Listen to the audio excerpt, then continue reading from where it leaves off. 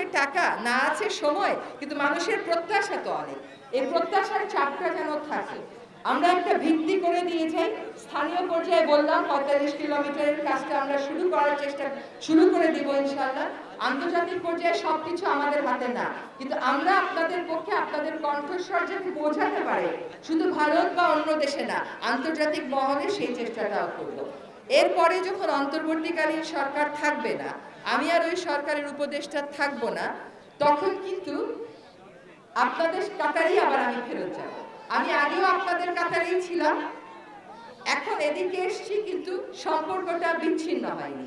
আবার যখন আমি অন্তর্বর্তীকালীন সরকারে থাকবো না, আবার আপনাদের কাতারে দাঁড়িয়ে আপনাদের কথাগুলো বলে তখনকার সরকার যেন আমাদের করে যাওয়া ভিত্তির উপরেই কাজটা করে, সেটা নিশ্চিত করতে আপনাদের মতন করে ওইখানে দাঁড়িয়ে